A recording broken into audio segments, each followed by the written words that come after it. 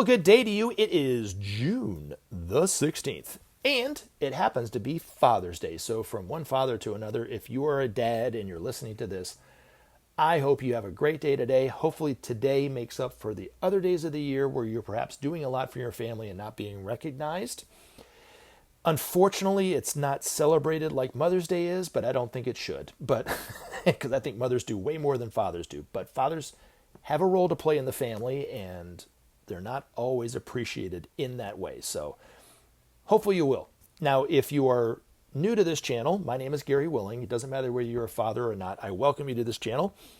And I hope that you just, after listening to a video or two, take it a step further and start to investigate this information for yourself. If you're somebody like me that spends a lot of time online, you are bombarded with a lot of different information from a lot of different people, all claiming to have the absolute truth to whatever it is they're trying to pitch to you, right? Because they're trying to sell you something. I'm not trying to sell you on anything. I just am passing along a little bit of information to you. You do with it what you want to do with it.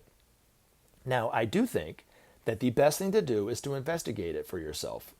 See if there's any truth to this information.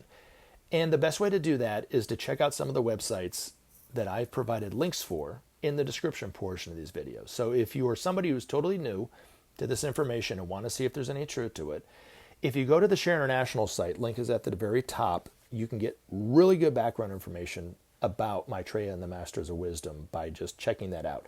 If you're somebody who knows this information and wants more information about the Marshall Plan, there is actually a link that talks about the Marshall Plan. Then you can investigate it and see if what I'm saying is true. Did the nations that participate in the Marshall Plan attack one another since then, or so forth, or whatever? You can do some research that way. And then you can see, is this true or not? So I'm not expecting you to take my word for it. Hopefully you'll look at it in that way or whatever. Now, if you want to join the discussion, come back and let me know what you think by posting a comment, ask a question by posting your question in the comment section, or email me at searchforsigns@mail.com. All right, now, not Robert Vasquez, Exit the Matrix, commented and said, dude, I've been waiting since 87. Things are worse. And you've commented like that before, if I'm not mistaken. So I'm going to address that somewhat by trying to answer the questions that were emailed to me by Mr. James M. Dear Gary, you do a good show with heart. Well, thank you very much for that. The masters will guide us from now to forever. Why did they abandon us 100,000 years ago in the first place? That's the first question. 2, don't they bear some of the blame for how shitty the world is since they hid from us forever ago? That's the second question. The third question, do you get me? And then you said, please respond kindly. So James, have I ever not responded kindly to someone? If I hadn't really responded kindly, was I abusive in my response?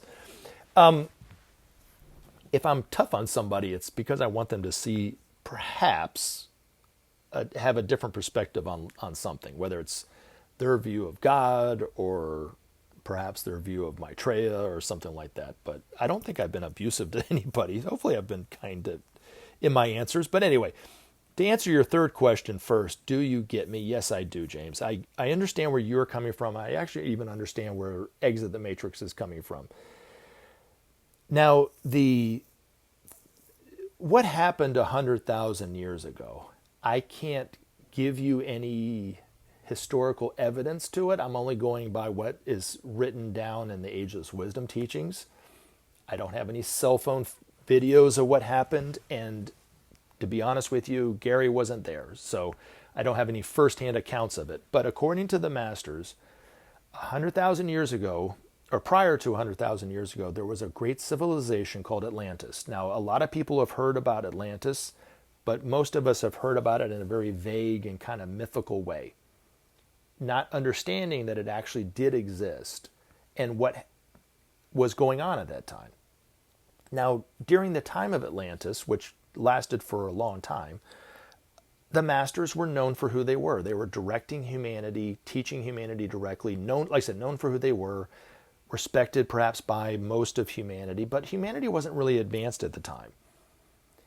And the technology that humanity had available to them was given to them by the masters. The humanity didn't develop it itself. And so then kind of what happened toward the tail end of that civilization, from what I understand, was humanity started to get influenced by the forces of darkness, the lords of materiality, to where eventually humanity was influenced roughly 50-50.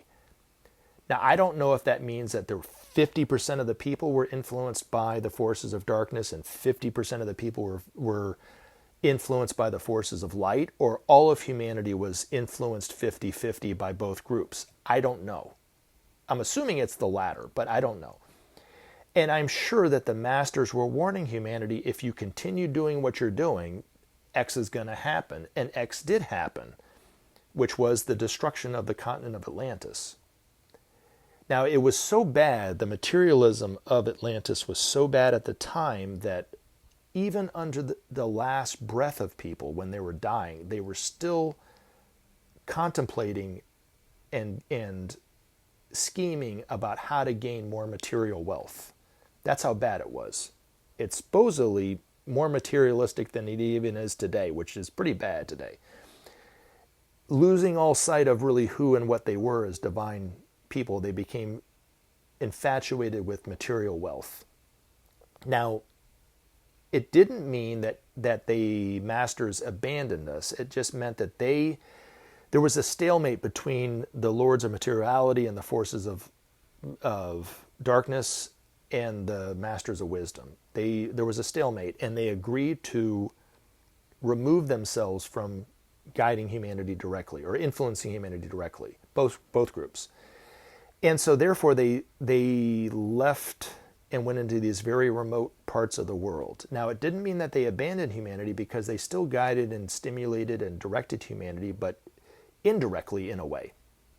And how they did that was through their disciples in the world. So any man or woman throughout history who has had some kind of impact on humanity was working, knowingly or not, with these masters, getting a little bit of the plan of these masters out to humanity so that we could progress along the way.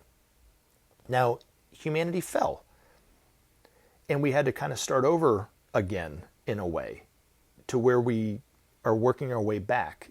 Unfortunately, we've made some more missteps, and if we do not stop in the direction in which we're going, we're going to fall even farther, which would mean not only the destruction of a continent, but the destruction of all life on this planet. And the same warning is being given out by the masters. If we continue on the way that we're doing, we will destroy ourselves. But are the masters to blame for the problems in the world? No, it's humanity's doing. We are to blame for it. That's the bad news. The good news is because we are to blame for it, we can solve the problem. We just need to know what to do. The first step, according to the masters, is to share the resources of the world. That's creating the divisions in the world in such a way that it could destroy all life on this planet. Maitreya puts it very simply. The warning is, it's a teaching, but it's also a warning. Without sharing, there will be no justice. Without justice, there will be no peace. And without peace, there will be no future. If we do not try the principle of sharing, we will destroy all life on planet Earth. And then we can't just start over again on this planet. We have to go to another planet. So all of humanity, according to the masters, will have to start over again from the very beginning on a planet that is so far from this sun that you won't be able to just sit out on a beach and just enjoy the rays. The sun will look like a distant star, and it will be so cold and so miserable and so painful to the extreme that the suffering it will take to get back to even where we are today, you don't want to go through. And that's what would happen if we continue on the way we're doing. Now, the problems that you're seeing, that you say is because life is getting worse, or actually Exit the Matrix says, things are getting worse, and you're saying we're living in things are getting shittier, right? It's not that things are getting worse. It's just that we're seeing the problems clearer than we have been. The corruption is coming to the surface because of global communications, because we're seeing it at a moment's notice. And if you just want to see how bad the world is, all you have to do is go online, and you can do it on your phone, right? You can do it on a tablet, you can do it on your computer, but you can see just how bad the world is by just going online, right? You couldn't do that 200 years ago, right? You couldn't see how bad slavery was 200 years ago because there wasn't global communication. You had to take people's word for it. And that was slow, right? Now, if there was slavery in the United States in that way, it would be really bad, right? Do you understand what I'm saying? We would see it really clearly. Now, the reason why it's painful for everyone is because we see it, not because it's there. And the clearer we see it, the more painful it is, because we know that's not how we're supposed to live. Now, the other thing, too, is the divisions that we're seeing are actually purposeful, because it's going to eventually give humanity the opportunity to make a choice. Maitreya is going to, at the same time, give humanity a choice on the day of declaration. Do we continue on the way that we're doing, destroy all life on this planet? I'm sure we'll see it even, mentally. He's going to give us a picture of what that's like. We'll be able to feel us killing our only planetary home. Not God killing life on this planet, not Satan, which is a myth. Ourselves doing it. Ourselves being to blame for killing all life on this planet. And us dying along with it. We'll feel how that feels. And then he's going to show us what life is like if we just try the principle of sharing. And then eventually bring about goodwill and trust amongst nations. And eventually people will come together. We'll see we'll have a glimpse, just a glimpse of the future of love manifested on this planet. If we just try it. And then we'll be able to make a choice. And we'll only be able to make this choice because of the divisions in the world. But the divisions are everywhere, right? Politically, religiously, economically, socially. Hell, there's divisions in racially and gender divisions, and even dietary divisions, right? You got the vegans versus the carnivores, right? I mean, there's divisions everywhere. But it's so that we can make the right choice when it's given to us. And I do think that the generations of the future will look back at this generation as being the generation of choice that we had within our hands at this time as a humanity. All the future generations, if we make the right choice, these generations would exist on this planet. If we don't, those generations will never materialize. We have it within our hands, the future of humanity. It's a tremendous power. But every generation has within it the experience through previous incarnations, the wisdom or lack thereof, even if it's just a little bit of wisdom, to handle the problem of the time. And the problems of this time is the choice that we have to make. Do we continue on in the way that we're doing and destroy ourselves or not? And the only way to do that is to try the principle of sharing. Now, Maitreya knows that we'll make the right choice. It's just a matter of when. And the longer things go on, the harder it gets, the more painful it gets, because we are not supposed to be living like this. But it doesn't mean that the masters are to blame for it. It just means that humanity is not, we haven't come together as a humanity yet. Now, there's going to come a time when it's going to get so bad, economically, perhaps socially, geopolitically, perhaps, I don't know, to where we'll start to wake up to this is not, I thought it couldn't get any worse than it was in 2024. Now we're in 2025 and 2026. The air is getting harder to breathe. It's getting hotter, whatever it is, pollution's getting worse. Cost of living is going up. People are getting even richer, and I'm getting poorer and poorer and poorer. This is nuts, right? And then there's going to be a person on TV who perhaps we're familiar with, we've seen him before, perhaps not, and we're going to listen to him, and he's going to be talking about the fact that we're one humanity. How do we get there? through the principle of sharing, perhaps, or whatever, however he puts it. And for those of us who have heard this information before and have lost interest in it or lost faith in it or believe that perhaps Ben or myself are delusional, that this has all been made up and why are we even discussing it, are going to go, wait a minute, that's who Ben was talking about, that guy. That's not exactly who I was thinking he would look like. He's perhaps not talking the way that I thought he was talking about, but I know that's him. And then his message is going to ramp up a little bit more, and then a little bit more, and then a little bit more, and then he's going to say one thing, whatever that thing is. It's going to be like the match that lights the whole aspiration of all of humanity at one time. And it's going to go more viral than you could ever imagine, and quicker than you could possibly imagine. And it's going to be one little phrase, but he's going to say it with such love and such that only the Lord of love can say it, that it's going to light the aspirations of millions upon millions of people for change. He kind of gave a hint of it when he was talking to Ben's own daughter some years ago in Hyde Park, when he said that everything in the world has its opposites.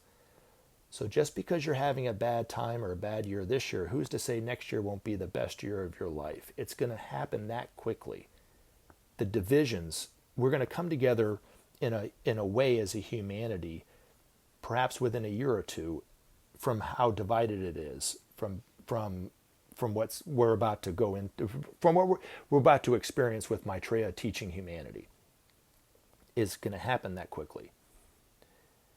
So, like I said, the only reason why it looks like it's getting worse is because we're seeing the problems more clearly. Now, the other thing too is, and this is an important part of the truth of this information, whether you believe what I'm saying about Maitreya or not is immaterial, but the problems of the world are teaching humanity that we are one. Because you're not the only one that thinks that things are getting worse. And it doesn't matter whether you're progressive or on the left, or you're conservative on on the right side of things, right? We all think the world is getting worse because we're all starting to see the problems. We might have different approaches. We might have different ideological views on why it's getting worse, but we all see the problems in a way. And Maitreya is just going to remind humanity, as only Maitreya can do, that we are one. That the problems of the world are showing humanity that we are one because they're affecting each and every one of us. And it's going to be for each and every one of us to do something about it. So just hang on for just a little while longer is my point. You'll see that humanity is going to come to a point where if we go just a little bit farther, all of us are going to go right off a cliff. And then we're going to look to Maitreya and go, what do we do now? And Maitreya is going to say, turn around, go in a different direction. Well, how do we do that? Well, try the principle of sharing. Just try it and see what happens. And then eventually we were going to go, okay, we'll try it. The first thing we're going to see is the eradication of starvation will be gone within a matter of just a few days. The environment will still be a problem. Perhaps political divisions and war will still be a problem, but starvation will be gone within a matter of days. Poverty will eventually start to go away, perhaps within weeks or months. Extreme poverty, right? Poverty where people have nothing, no shelter, no clothes, that kind of stuff. It will start to ease the tensions of the world. Nations will start to communicate a little bit better.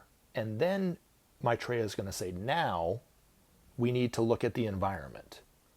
Well, what do we do? Well, you guys aren't competing with one another the way that you were. We need to start working on the environment. And the environment can be cleaned very quickly, probably with the same kind of speed as the ending of hunger.